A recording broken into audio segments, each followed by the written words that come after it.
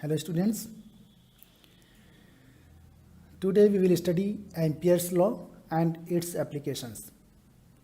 Until now we have studied the Biot-Savart law to find the magnetic field intensity that is indicated by H at any particular point due to current carrying conductor. Now we will try to find the same magnetic field intensity H with the help of Ampere's circuit law. It is simpler way to find the magnetic field intensity. We have studied the Gauss law in electrostatics. That was the alternative way to find the electric field intensity at any particular point. Similarly, Ampere's law playing same role in magnetostatics. When current carrying conductor is there, then from that conductor we will try to find the magnetic field intensity at any particular point. Now let us try to understand the definition of Ampere's circuit law. That is Ampere's circuit law. It states that the line integral of H around a closed path is equal to the current enclosed by that closed path. So for example, this is a closed path in which current I1 is flowing here, I2 is flowing, I3 is flowing. Then the line integral of magnetic field intensity H dot dl line integral for the closed path will be equal to the current enclosed by the closed path, and the current enclosed is the sum of all the currents with their proper sign. So this is the mathematical presentation of Ampere's circuit law. So if we can write that this law states that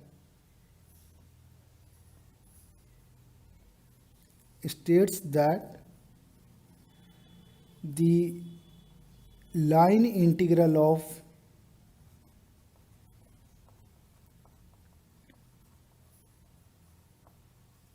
magnetic field intensity H around a closed path is equal to the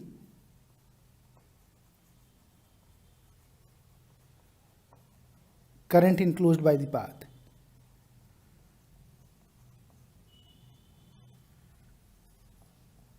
Enclosed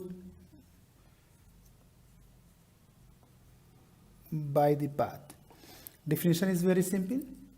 So according to definition, H dot dl will be current enclosed. Okay, so this is the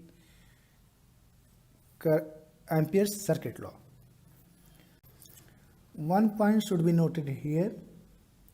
This equation, that is H dot dl is equal to I enclosed, it holds good regardless of the current distribution is symmetrical or not. But we can use this equation to determine H only when a symmetrical distribution exists. So keep this thing in mind, and according to this, Ampere's circuit law, that is this, is a special case of Biot-Savart law.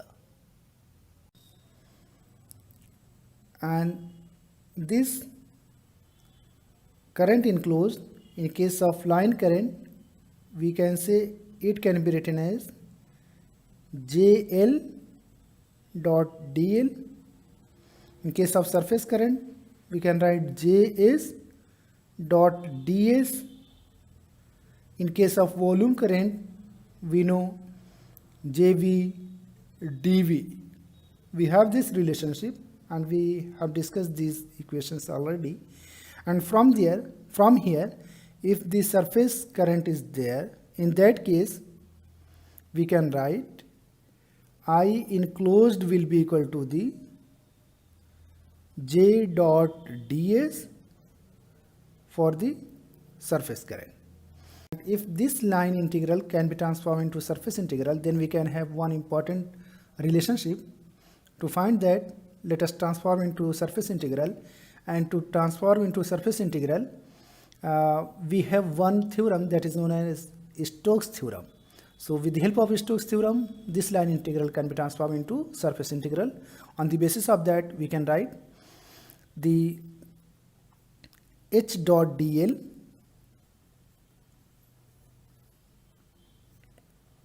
will be equal to the del cross H dot ds.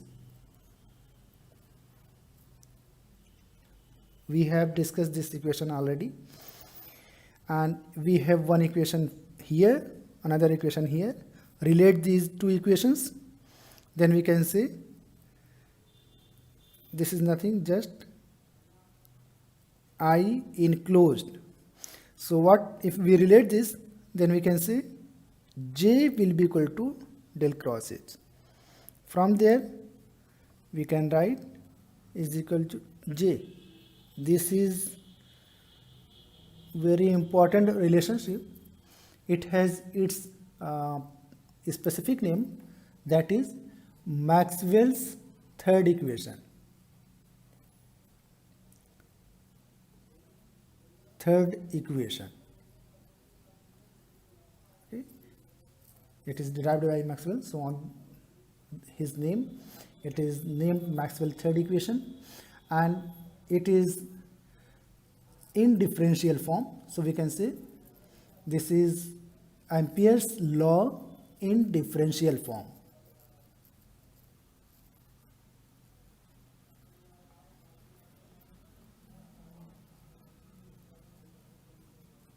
In differential form. Okay, and we have this equation, this is in integral form. So we can say this is Ampere's law in integral form and Ampere's law in differential form. Okay, from here we have relationship, that is del cross H is equal to current density, surface current density, that is J, and we know that the curl of any vector is represented by del cross the vector, and if it is not zero, means if there is any current, it is not equal to 0, J, this is not equal to 0, then we have one specific term for this, that is if it is 0, then the field H will be conservative, and if it is not 0, then the field H will be non-conservative. But if no current is enclosed, in that case it will be 0, as there is no current enclosed. So in this case field H is irrotational. Relate this with unit 1. This was named as curl, and if curl is 0, it means the rotational nature of field is not there. So that is why it is termed as irrotational. And if it is not 0, it means rotational or non-conservative field is there. So it is also termed as rotational. Field is rotational as well, this one, and this is field is H is irrotational. Okay, now recall the electric field case. There we have studied del cross electric field E. When it was 0, then it was conservative.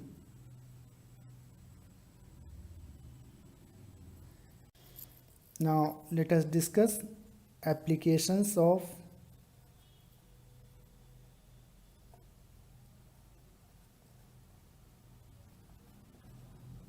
Ampere's law.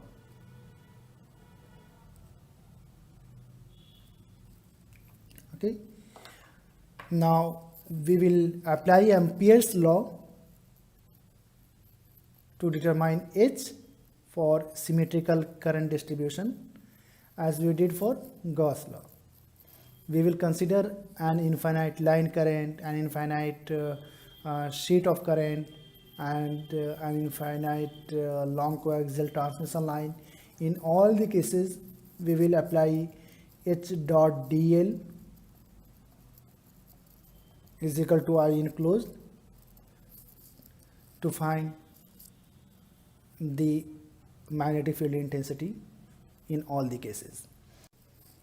So we will consider an infinite line current.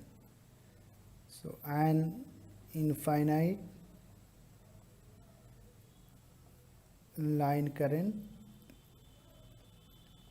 is considered, that is, this is line current in the direction of Z. Current, you can say, I is flowing. Okay, this is of infinite length, and this is Y, X and Z. So if we consider this, where an infinite long current I along the Z axis is there, and to find the magnetic field intensity H at any point, that is, you can say, okay, take it here at point P, then we allow a closed path to pass through P, that is, this is closed path that pass through P, similar to the Gauss law. This closed path is known as the Amperian path. Okay, so this path is known as Amperian path. So in all the cases, either is line conductor or surface conductor or volume conductor, in any case we have to consider an Amperian path that is analogous to the Gaussian surface, as we have done in electrostatics. So we choose a concentric circle as the Amperian path as shown here, and H is constant provided rho is constant. Okay, we will choose the path like that, and since this path encloses the whole current, so according to that, as we have studied Ampere's law, from this definition will be equal to the I enclosed, and H is at any point, we know, if this is dl, the current is flowing in this direction. At this point we will apply the thumb rule, and the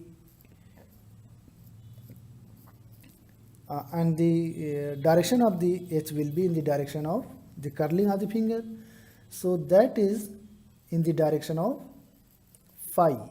So what we can write here, H will be H phi in the direction of A phi, or we can write H in the direction of A phi, and dl will be What is dl?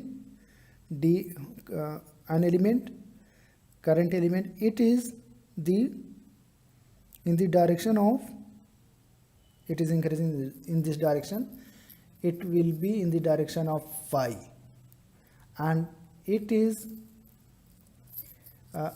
if any small portion of, if we are taking dl, then that is nothing, rho d phi. Okay, that will be dl. So dl can be written as rho d phi. So rho d phi, and that is for closed path from here to the here. It means now phi is varying, and that is the I enclosed. Okay, and from here what we can say, a phi, it will be in the direction of a phi as well. This is the direction of the flux, so it will be in the direction of a phi. So a phi dot a phi, it will give us 1, and the remaining thing will be rho h phi rho d phi will be I. Okay, and d phi is nothing, just angle from x, so it vary from here to complete the circle, so it will vary from 0 to 2 pi. We can write h will be 2 pi rho, d phi will be 2 pi, rho will be I, and from here we can say h will be I divided by 2 pi rho, that we have derived with the help of Biot-Savart law. In any infinite length current, line current, the magnetic field intensity at any observer point P that was at radius rho from the line conductor was I divided by 2 pi rho, that we have derived from here. And the direction of the H is nothing, in the direction of the curling of the finger, that is in the direction of a phi. In this way, this is the simplest way to find the magnetic field intensity at any particular point with the help of Ampere's law. This is very simple. Here one limitation is there, that we cannot apply this for finite length of the conductor. This is valid for infinite length only.